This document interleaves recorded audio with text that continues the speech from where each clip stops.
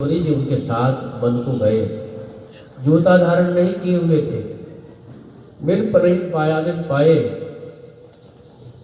बस सुना, अब आगे सुनने की जरूरत नहीं। दौड़ पड़े। ये क्या गड़बड़ है? राम जी क्षत्रिय है, ठीक है, बलि है, धनुष बाण चलाने वाले, लेकिन मेरी सियाजू को कैसे लेकर चले गए? हमारी सियाजू तो बहुत कोमल है, बड़ी नाजुक है, उनके पैर में कांटे गड़ जाएंगे, कैसे चल पाएंगे? और ये नहीं कि मतलब चल दी, व्यवस्था करके खाट बनवाई, 3 जोड़ी जूता बनवाया, लेकर के चल दिए। चित्रकूट पहुंचे, वहां जाकर के जहां तहां खोज किया। अब ये कलयुग लगा है त्रेता की बात। त्रेता में वनवास हुआ था, कलयुग में ये सब बात कहाँ से हिसाब बैठे? लेकिन भावना भाववश्य भगवान सुख निधान करुणा भवन तज संशय मनवान भजिए सदा सीतारमण। भगवान तो भावग्राही है, भावग्राही जनार्दना। ठाकुर जी तो भावग्राही है, भाव से ही स्वरूप धारण करती है। हम लोग भी ठाकुर जी के स्वरूप का दर्शन कर रहे हैं। जिसका जितना भाव है, जो जय भाव रहा अभिलाषी, जिसका जितना भाव है, इन्हीं ठाकुर जी में उतना दर्शन होता है। हमारे सरकार भी दर्शन करते थे, हिचकी मारने लगते थे, शरीर कंपने लगता था, शरीर भीग जाता था आंसू से। यही तो स्वरूप है।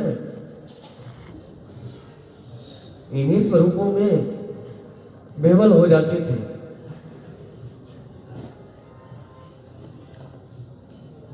तो भाव ही तो सब कुछ है, भाव नहीं है तो कुछ भी नहीं। भाव में ही सब कुछ है। महाराज जी के मुख से एक बार सुना था कि भाव ही सब कुछ है। कैसे? अपनी स्त्री का शरीर, अपनी माँ का शरीर एक ही ढंग का है, लेकिन भाव है तो माँ के प्रति कैसा? 60 साल का भी बच्चा गोद में बैठ जाए माँ, भाव ही सब कुछ है। तो सरकार भी दर्शन करते थे और मैं भी दर्शन करता हूँ, लेकिन नहीं हो पाते। होना चाहिए। अपने पूर्वजों का, अपने आचार्यों का अनुकरण करना चाहिए। मत जना एन गता सुपंथा। भावना को पीछे नहीं करना है, आगे बढ़ाना चाहिए, क्योंकि समय बहुत कम है। समय का कोई ठिकाना नहीं, और कितना कम है उसका कोई ठिकाना नहीं। समय कम ही है, चाहे 100 वर्ष भी हो तो भी कम ही है, लेकिन उसका कोई ठिकाना नहीं, कब आ जाए। और पता नहीं ऐसा संयोग मिलता है कि नहीं मिलता, फिर आगे ऐसा संयोग मिलता है कि नहीं मिलता। अभी तो हमें सरकार स्मरण है, कैसी डांट लगाते थे, 10 दिन बाद क्या होगा, झकझोर देते थे यही समाज में बैठ कर। हम सब में उनकी शक्ति नहीं, उनके जैसा प्रेम नहीं है, लेकिन कुछ तो है ही। उनकी कृपा सब पर है। उस कृपा को सिर माथे रख करके, उस कृपा को सिर माथे रख करके हम सबको भगवान से अपना संबंध स्थापित करना चाहिए, भगवान को अपना करके मानना चाहिए। मिथिलापुर वासियों ने भगवान को अपना करके माना, तो ठाकुर जी सदा सदा के लिए उनके हो गए। मिथिलायाम परित्यज्य पादमेकं न गच्छति। मिथिला को छोड़ करके मैं एक पैर भी आगे नहीं जा सकता हूँ, ऐसे ठाकुर जी के वाक्य। ऐसे हम भी अपना मानेंगे ठाकुर जी को। ठाकुर जी मेरे हृदय भवन को छोड़ करके एक सेकंड के लिए बाहर नहीं जाएंगे। हमारे मन की ध्येय हो जाएंगे, हमारे मन के विषय हो जाएंगे। इसलिए हम सबको अपने ठाकुर जी में अभिमान रखना चाहिए। सरकार ने हमें मिथिला की उपासना दिया है, भगवान से कुछ न कुछ हमें संबंध प्रदान किया है। हम अपने संबंध के अनुसार श्री सिया जी के चरण पकड़ ले, राम जी के चरण पकड़ ले। प्रभु हम जैसे भी हैं आपके हैं, मेरे हृदय में प्रेम नहीं है। सरकार ने कैसा निवेदन किया है विनय बल्लभ ने, यद्यपि मम उर्मे नहीं प्रेम,